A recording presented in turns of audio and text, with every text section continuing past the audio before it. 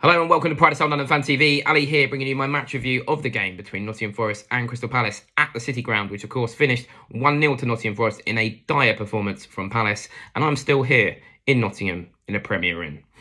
So let's get into it through all the usual features, starting with Vieira's rating. And I'm going to give Vieira a 5. And I guess in terms of immediacy, you can't really criticise Vieira in terms of the team selection. I think most fans would have backed him in going for the same team that won and played well at West Ham. But what this game did do was expose some of the deeper issues that have been evident over the course of the season that have perhaps been hidden a little bit with some of the few of the results recently.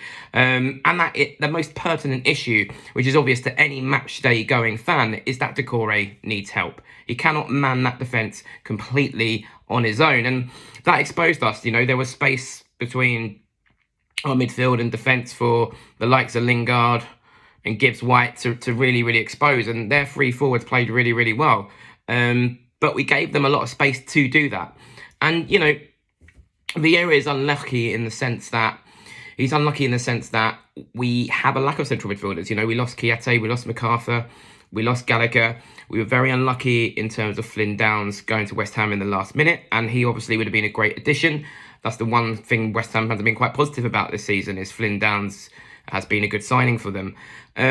But at the same time, he does have a player at his disposal who he just doesn't seem to want to use in the Premier League, and that is Will Hughes. And I think he would have been perfect for the game yesterday. It was a hostile atmosphere, as it is in any team stadium when they've just been promoted. You look back to the season when we were first promoted, you think about the atmosphere, for example, the Crystal Ball game. It was a great atmosphere in the City Ground. That was the only sort of positive yesterday. It was a fantastic away day in terms of atmosphere and things like that.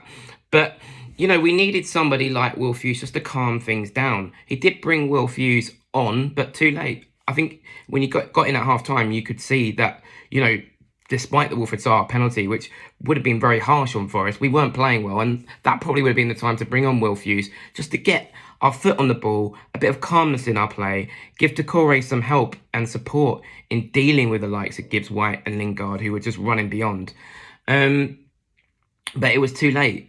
And I don't understand his reluctance to use Will Hughes. It's glaringly obvious to fans that Decore could do with someone alongside him to help out with the anchoring of the midfield, doing some of the dirty work, because Decore himself needs to be freed up because he's a very creative player. He almost needs somebody of a similar ilk alongside him. And Will Hughes is the closest we've got to that.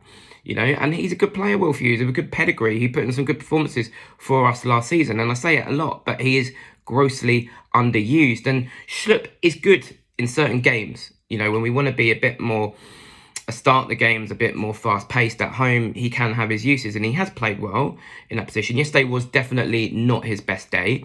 There's a stat that he made 0 key passes. When you've got a midfielder with the ability on the ball like Will Hughes, that is just baffling. Our next game is 6 weeks away, but I'd like to see Will Hughes on the pitch, but I'm not holding my breath on that one. Either way, we have to get going. I mean, in a way, yesterday could be good in a way in terms of that it's really exposed the weaknesses within the squad, and that might kick-start Dougie and Parish into trying to do something in January to rectify the issues. But, it's not going to be an easy window to negotiate. It never is in January. There's a reason why teams tend to not do business in January. So I don't think there's going to be a magic wand in January. I mean, if we can get somebody in, then fantastic. But that's not going to be as easy as it sounds. So I think as well, in terms of Vieira, I thought the substitutions, as I said, I thought he brought Will Hughes on too late. He brought Ebioa on kind of hard. The Forest fans obviously hostile towards him being a former Derby player. What baffled me on that is we've just got Elise out wide. I'm not wholly convinced on Elise in the middle, but we've just got him out wide. You've got Mateta on. Elise is our best crosser of the ball. Why then moving back inside after you just had him on out wide for 10 minutes? I didn't understand that. So Vieira a 5 for yesterday. The referee was very, very strange.